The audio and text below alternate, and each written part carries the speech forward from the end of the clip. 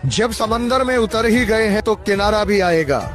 और वक्त का क्या है, आज तुम्हारा है तो कल हमारा भी आएगा।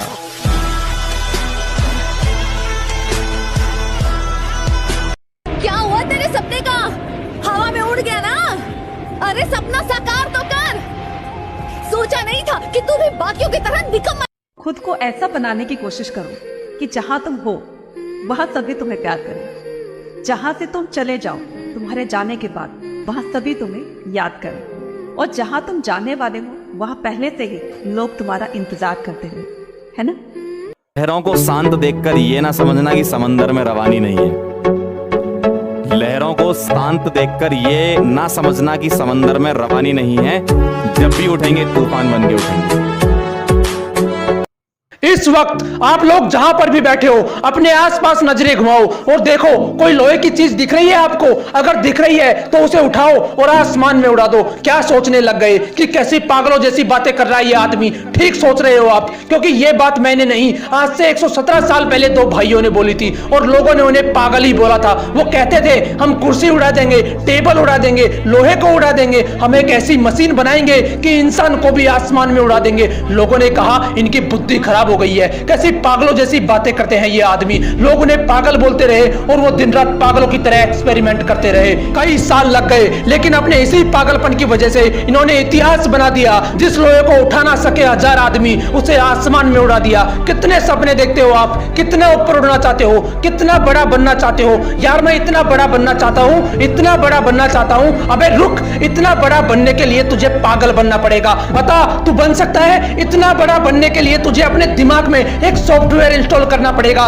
कि मैं 1000 बार फैलूंगा तब भी नहीं रुकूंगा। बोल तू कर सकता है ऐसा? अगर कर सकता है तो तू भी एडिसन जितना बड़ा बन सकता है। एडिसन एक ऐसा महान इंसान जो आज इस दुनिया में नहीं है, लेकिन उसके द्वारा किए गए 1093 आविष्कारों में वो आज भी जिंदा है। ये वही पागल इंसान है जो कहता था कि कांच से लाइट जला दूंगा, रात में भी दिन जैसा माहौल कर दूंगा। उस पर भी लोग चिल्ला रहे थे कि तू पागल हो गया है, ऐसा हो ही नहीं सकता, तू ऐसा कर ही नहीं पाएगा। लेकिन वो इंसान भी जिद्दी इंसान था। उसके पागलपन ने उसे ना रुकने दिया ना थकने दिया। हर बार फेल होने के बाद सिर्फ एक ही बात बोलता था कि साला एक बार और ट्राई करूंगा। वो 1000 बार फेल हुआ, लेकिन उसी पागल इंसान ने बल्ब का आविष्कार किया और इस दुनिया को रोशन करके चला गया। बनना चाहते हो इनकी तरह? बनना तो चाहता हूं, लेकिन मेरे पास इतनी फैसिलिटीज नहीं है। कुछ करना तो चाहता हूं, लेकिन मेरे पास पैसे नहीं है। बड़ा बनना तो चाहता हूं, लेकिन मेरा आईक्यू कम है। अबे रुक, कितना कम है तेरा आईक्यू? किताब में लिखा हुआ तो समझ में आता है ना तुझे? तेरा दिमाग जिम के जितना कमजोर तो नहीं है, जिसके लिए किताबें पढ़ पाना भी बहुत मुश्किल हो गया था, क्योंकि सिर में चोट लगने की वजह से इसके दिमाग ने ठीक से काम करना बंद कर दिया था। इस बंदे ने अपनी जिंदगी के 3 साल सिर्फ यह समझने में गुजार दिए कि सेंटेंसेस को पढ़ा कैसे जाता है। यह सेंटेंस पढ़ना सीखा ही था कि एक बार फिर सीढ़ियों से गिरने की वजह से इनके सिर में चोट लगी और इनकी हालत पहले से भी ज्यादा खराब हो गई। लेकिन अंदर तो जिद थी ना खुद को साबित करने की। इन्होंने अपने दिमाग को समझने के लिए इतनी किताबें पढ़ डाली कि आज वो बंदा माइंड एक्सपर्ट एंड दुनिया के सबसे बड़े लाइफ कोचेज में से एक है। जिस बंदे के दिमाग ने ही काम करना बंद कर दिया था, आज वो बंदा लोगों को यह सिखाता है कि दिमाग को काम में कैसे लेना चाहिए। यहां तक कि कई लीडिंग कंपनीज के मालिक इलोन मस्क को भी इस बंदे ने ट्रेन किया है। अगर मैं आपको बोलूं कि मैं एक ऐसा यंत्र बनाऊंगा जिसकी सहायता से किसी भी इंसान को गायब करके कुछ ही सेकंडों में अमेरिका पहुंचा दूंगा, तो बताओ कैसा लगेगा आपको? आप मुझे पागल बोलोगे या नहीं? क्या बीतेगी मुझ पर जब चारों तरफ से लोग मुझे पागल बोल रहे होंगे कि तू नहीं कर सकता, तेरे बस की नहीं है। कुछ ऐसा ही ग्राहम बेल के साथ हुआ था। वो बोलते थे कि ऐसा यंत्र बनाऊंगा जिससे आप भगवान की तरह हजारों किलोमीटर दूर बैठे किसी भी इंसान से बात कर पाओगे। लोगों ने कहा ये पागल हो गया है, इसकी बुद्धि फिर गई है। लोग चिल्लाते रहे उस पर, लेकिन वो नहीं रुका।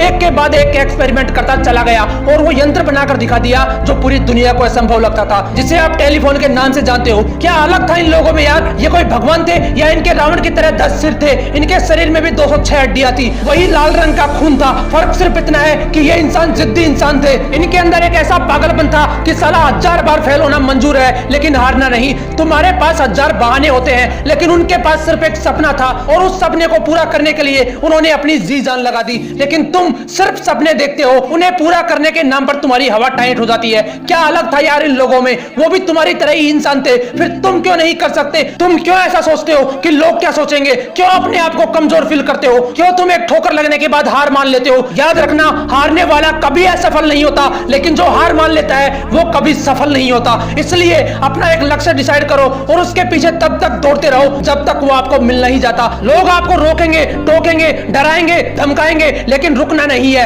आगे बढ़ते रहना है। लोग टोकते हैं तो टोकने दो, भोंकते हैं तो भोंकने दो, लेकिन आप जिद्दी हो जाना अपने लक्ष्य के लिए। पागलपन की सारी हदें पार कर देना। मोटिवेशनल विंग्स आपको इसी तरह हौसलों की उड़ान देता रहेगा, इसलिए इसे लाइक, शेयर एंड सब्सक्राइब जरूर कर देना। लोगों ने रचे होंगे इतिहास कई सारे, तुम भी एक नया इतिहास रच देना।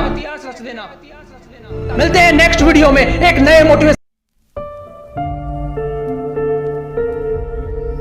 जीत फिक्स। ऐसे कौन से दो शब्द हैं जो एक हारते हुए इंसान की जीत फिक्स कर देते हैं? रुकना मत, रुकना मत। रात हो जाए तो रुकना मत, क्योंकि धरती चल रही है। जोश बुझे तो बुझना मत, क्योंकि सूरज जल रहा है। अगर वो रुक गया तो सब खत्म हो गया। थक गया है तो थोड़ा आराम कर ले, लेकिन रुकना मत। आंखें दुख गई है तो पानी से धो ले, लेकिन रुकना मत। नींद आने लगी है तो उठ के थोड़ा चल ले, लेकिन रुकना मत। भूख लगी है तो थोड़ा खा ले, लेकिन रुकना मत। रुकना मत। तेरा टाइम अभी आया नहीं है, तुझे अभी सब कुछ मिला नहीं है, तू रुकना मत। तेरे मोहल्ले के सब लोग अभी सोए नहीं हैं, तू रुकना मत। तेरे पास टाइम कम है, तू रुकना मत। देख कितना टाइम बीत गया देखते देखते।